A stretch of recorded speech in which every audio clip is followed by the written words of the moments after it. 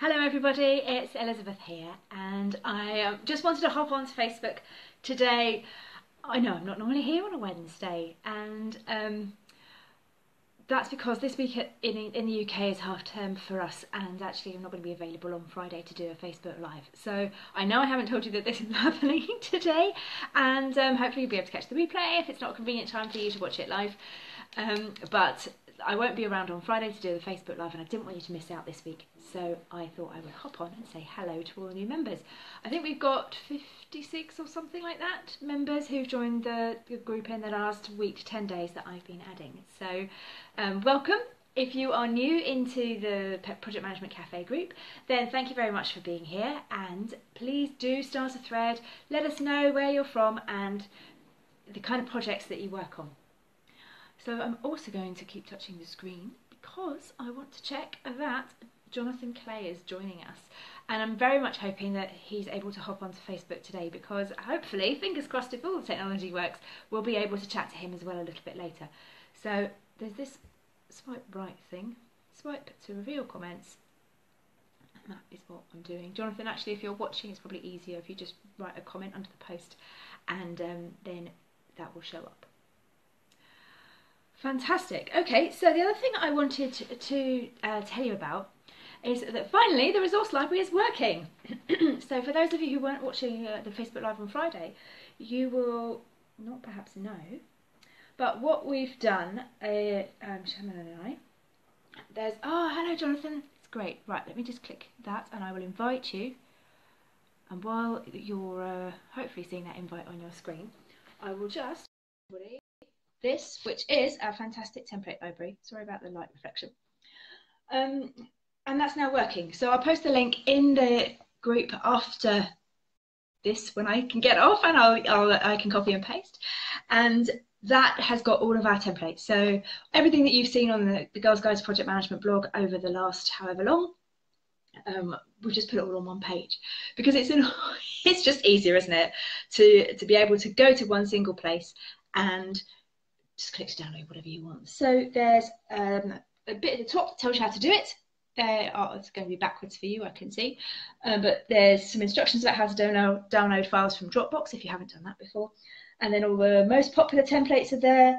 Then if you just want to browse everything there, that's templates. And then this is sections of things that aren't really called templates, but that are, you know, guides, checklists, there's an ebook in there, and some other information, and I'll keep adding to that. So if you don't see what you want, Jonathan, it says there's no answer from my live video guest, so I'll try you again because I know that you're there.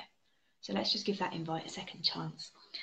So if you don't see what you want in the template library, please do let me know, see what we can create. I can see you. Is that a Christmas decoration? It is a Christmas decoration. That's early. Was it left over? Well, let's just say we're having a lot of building work done at home, so I'm sat in the spare room as the back of the house is being demolished. So it's a rather dusty place to be at the moment.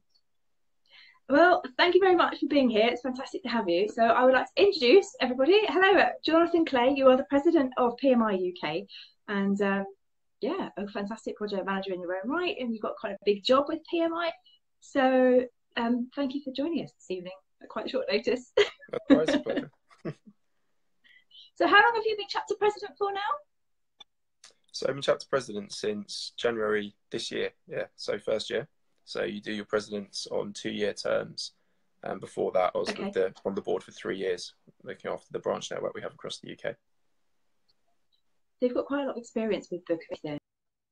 What I was looking through, because I know that you're recruiting for committees at the moment, and what I was looking through the actions and everything on your website today, the titles for the committee posts, they're quite grand, aren't they? You know, I know president, but they're all director level positions on the board. So do you feel grand? Grand? Not really. Keep your feet grounded. I think as you do it on a voluntary basis, having a grand title helps to make it a bit interesting. But yeah, no, it's always good fun. Yes. So are there other things that you wish project managers knew about PMI? I think it's a bit of a a hidden gem really, which not enough people actually are aware of. So I think the fantastic thing about PMI and what we offer here in the UK chapter, but also PMI globally, is actually the network. And being part of it, you actually develop a network globally of people who you wouldn't otherwise meet.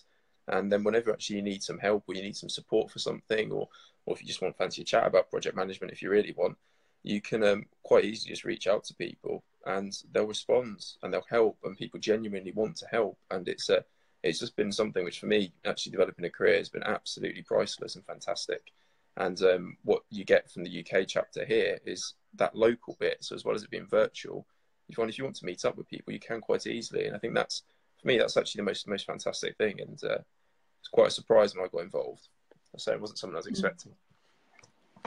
That probably, although we haven't planned these questions, leads quite nicely into me asking you about the PMI Europe initiative, because you're talking about there being able to meet up and network with people.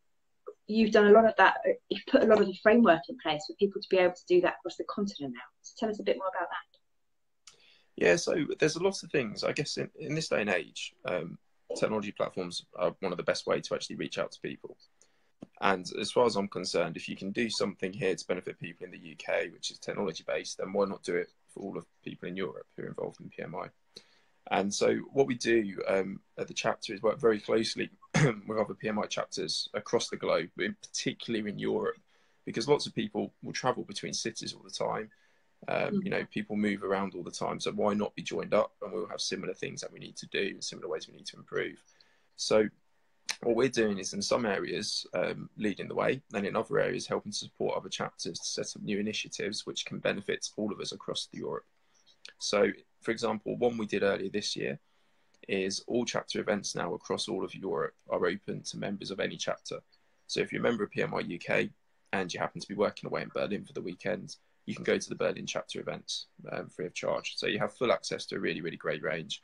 And many of the other European countries actually also do a lot of their events in English. So we are quite blessed for that here in the UK, that we get an easy ride. But there's lots of different things we're working on. For example, mentoring platform is the next big one, which we're working on there. So hopefully we'll be able to start pushing that out more next year. And that'll be one where we can bring together mentors and mentees across all of Europe. So should be interesting. Europe. Yeah. Okay, that's a good job then, isn't it? Yeah, it'll be good. It'll be good fun, I think, and a great opportunity for people. I say particularly because lots of people speak English all over the place, and we do travel around a lot, so we'll work quite well, I think. Mm-hmm. I spoke at an event in Paris, and I speak French, but not enough to be able to do a project management presentation in French for an hour. So I did my presentation in English, and then there was another one after me in French. But there's so many, you know, everybody there spoke English, and they all could appreciate it. And there were people I spoke to afterwards who were expats like me, who were living there. And that's sort of the community as well, isn't it? That part of being able to connect people, native people living over there, but also the expat community. So I think having this European passport initiative could be really good. I don't travel as much internationally now as I used to. What about you? Mainly for PMI. So it takes me all over the place. So my day job here in the UK, haven't travelled that much actually, if at all, apart from London, Manchester, all across the UK. But no, globally it's been PMI. That's one thing you don't realise when you start volunteering. It is a truly global organisation, and you do have to travel globally. So it takes you about a fair bit. Okay, well that's good. So from a project management perspective, what would you say PMI's big goals are? Or where do you think the sort of the direction of travel is going? Because we've just had PMBOK 6 being released. Are there any trends or themes that you're noticing from that potentially, or in project management more widely, that you think is affecting us as a profession? I think it's a general thing that you're seeing more of, with kind of, I guess, the agile movement helping to force it. But also just the world in general at what we kind of expect nowadays really, is that it can't be boring. So I think the days of having a PMBOK that's, 10 meters wide or however big it is now to actually prop up the sides and being really big and thick, that's not the world we live in now. We need things to be more bite-sized, more easy to understand. We need to have practices and methodologies that are flexible and adaptable enough for us to take and use as we want. And I think the whole profession is kind of moving more in that way to make things more manageable, make qualifications more easy for people to actually take when they need. And I think as a professional, what you actually have to bring now to the day job and to your business is to actually make sure you can deliver project management without sounding like you're regurgitating a book that you've read. You know, you need to put it into business speak. You need to break that up into ways that deliver business benefits sooner rather than waiting too long. There's just been a comment. Sarah can't hear, the volume's not working. I can hear you fine, and I'm guessing you can hear me. So yeah, hear you fine. It broke a little bit, but we don't have fantastic internet in this house. We don't have fantastic anything in this house. We've had big renovation works here too. That's been a bit of a project in their own right. Sorry, I digress. So do you think there's enough agile in the new version of PMBOK Guide? I think it's moving that way. I think for the PMBOK, it's getting out. It's got to be quite a big, significant transformation, I think, for the PMBOK to properly do it properly. And the way we actually release it is a great example. You can't release it in one big hit. So I think that's something we need to think about in PMI as to how we actually do that in that better way as we go forwards. I have to confess to not having read version 6 from cover to cover, but I'm dipping in and out. And to me, it doesn't feel radically different. No, I think there's a. I think it's a bit like a nod to it in places without being full on. But I think that's something we need to keep thinking about more in PMI as to how that actually works. Yeah, well, you're right. I think it's moving in the right direction. There was an interesting discussion, probably, I saw it on Facebook, so it might have been in this group, might have been an article that Andrew posted, which was about the differences between stakeholder management and stakeholder engagement. And I thought, but PMBOK talks about engagement. So I went back and checked that chapter 12, stakeholder management chapter. And it's sad that I can remember that. I hope I got it right now. And that distinction was actually in there, that stakeholder management is the process overall, and stakeholder engagement is the work that you do with the people. So I think there's still more to go, that more evolution to happen in terms of making sure that the guidance, and not just for PMI, but the guidance generally around what you learn on a project management course, meets reality of what it's like to do the job as a project manager these days. And I don't know how much of that is my experience of working as a project manager and finding that the guidance is often not quite enough or detailed enough or supportive enough of things like leadership papers. I guess that's where your mentoring would be able to come in and help. Or whether actually there are project managers out there who are working in a much more structured, process-driven environment and not thinking about delivering benefits because it's not required of them. I mean, you must see a lot of project managers in a lot of different roles. Do you think the role is evolving as well, or do you think we're still in a very process-driven position where we don't have the influence of being able to talk to board-level people or PMO directors? Does that make sense? Yeah, no, it does. It's an interesting one which I've thought about quite a lot before, because it's not, because I'm not that old, but my experience is not like that at all. It's the total opposite end. I've been exposed to reporting to directors and board members my whole career. That's all I've been at that area. So my background's more in business change, so working in project management in business change and transformation. So quite well environments that are not very clear to see what you're doing tomorrow, let alone in a year's time. So you have to be much more flexible in what you're doing, and particularly when you're working in people change, engagement, and that whole area of that is so important. And a lot of how you do that very well is you see the best people are just naturals at it. It's kind of gut feel. They know what to do. They know how to do it. And so people like that reading a book, whatever the book is, no matter how great it's written, that won't direct what they do. It might be a useful reference, but really it's interpreting what you're actually given. And when I actually meet with lots of different project managers from across industries, sorry, 1 second, from across industries and PMI, what you kind of see is there are differences depending on the industry people work in and maybe the organisations they work in. And there's not a set rule for all, but generally, if it's an industry which is one which is delivering more of a product or a build which follows a set life cycle, and a set order of chain of events that's happening, you can be more prescriptive of what you're doing. Or if you're actually selling a service that is the same service you sell out quite regularly to your customers, or just tweaking it occasionally, you can follow more set steps. But if it's something like in transformation type area where you're working, then that's very, very different. And I think that's where we need to understand there's lots of different variations in the project management world, and it's not one size fits all. And a guide is exactly that. It's a guide. I think that's very true. I do the same. I work in a lot of change management. Transformation, I would say, is probably a little bit too strong, but business process re-engineering, process improvement, that kind of thing. And the people change, communication, stakeholder engagement is pretty much all I do all day. And so when I hear project managers say, which input do I have to use in this process? And you totally miss the point, at least in my world, about how you do your job. Because if you're thinking about, I have to do risk management at this point in this process, then there's something holistic there about the whole process that you kind of missed. But perhaps there are other industries that, and I've never worked in engineering, I've never worked in construction, and I'm sure there are other industries as well that are much more process led, where a more structured, like you, what's happened this week was not what we planned last week, and we will have some changes that we know are coming next week that may or may not happen.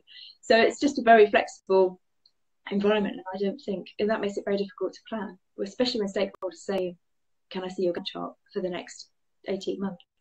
Well, no, not really. Tell me what you are planning on doing, and then I'll build a Gantt chart, but it won't be accurate in 6 months' time. So what tips have you got? Because you've obviously got a lot of experience working in this kind of transformation and change area. How do you manage that difficulty, but stakeholder expectations, and how you can get it?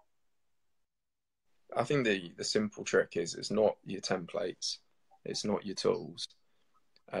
You want them, but they're what you want in the background. You don't tell other people necessarily about them unless they really explicitly ask you for it, which very few people will. What you need to do is take that information and put the time into actually putting that together into a different way to actually display that out to your stakeholders. Really focus on engaging them, and I mean really engaging them, not just telling them something. Taking that time to listen to what they say, and taking your time to listen to what they don't say, because that normally actually speaks a lot more. And don't just speak to the people you think you need to speak to. Speak to the people you don't think you need to speak to, and the people you definitely really didn't think you need to speak to. You need to make sure you're covering everything. And if you actually understand how to look after the people in the organisation and to listen to them, you'll find your projects actually a lot smoother. And you don't need to be recording and writing down as much as you actually think you do, because you've preempted a lot of things, or people are there to work in the right way, and you can help to move them forward through it. I think it's also amazing that in your project, if something does go wrong, which generally happens in projects at some point, if you're actually talking to people in the right way throughout, they'll be much more able to help you, and also much more willing to actually speak up before something goes wrong, to actually make that a lot of a more fun experience, really, as you're going through the project, I think. That's so true. And I think just the one other thing, which I think is really important, is pictures really do speak 1,000 words. And if you can draw something for people, that normally helps a huge amount. So just think of who you're actually talking with. And generally, some execs do like words and numbers, but a lot will like pictures more than that. Mm-hmm. That's very true. Okay. Well, I feel like I've taken up enough of your evening, really. Is there anything else that you particularly wanted to talk about or share with our gang? I guess probably only one thing. If not everyone is aware, next week on Thursday we have our Synergy Conference, which is the biggest conference, our flagship event that we run every year. So there's around 500 people attend it at Central Hall in Westminster, and it's looking at project management, looking at the fun of it, doing a bit more of a celebration around what it actually is. And we've had orchestras and all sorts at it over the years. And Elizabeth, I know even you spoke at it. I think it was last year or the year before. So it just proves it's a great event. But I think if you've not got your ticket, then tickets available now at www.pmisynergy.co.uk, and I'll be there, and I'd love to see you all there. So please come along. Yes, it is really. I'm not going next week, but it's a really good event. And one of the first events I've ever been to where everybody follows the same track. So you haven't got people going off into little rooms. Everybody has the same experience throughout the day, and is a much more welcoming, is perhaps not the right word. That kind of where you're all sharing the same experiences all day makes a difference, because there's something you can talk about to other people if you don't know them when you turn up.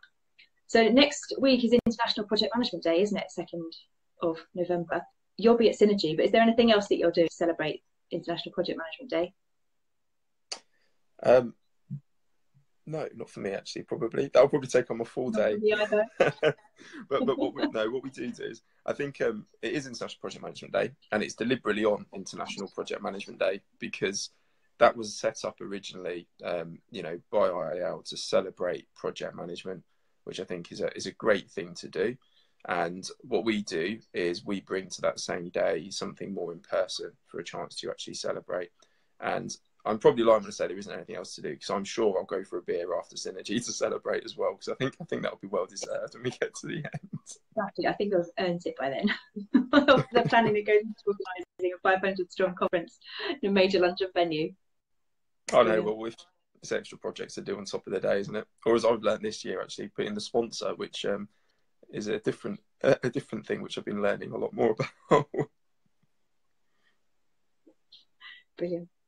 All right, well, thank you very much for giving up some of your time to come and talk to us today. It's been really interesting. I really appreciate you sharing your bits about change management, telling us what's going on with the PMI chapter, what's happening with the European Passport Initiative and all of that stuff. So just as a recap for everybody else, there won't be a Facebook Live on Friday because I'm not around, but I will come into the group next week and I'll confirm the time and date. We should be on for a week on Friday at 3:30.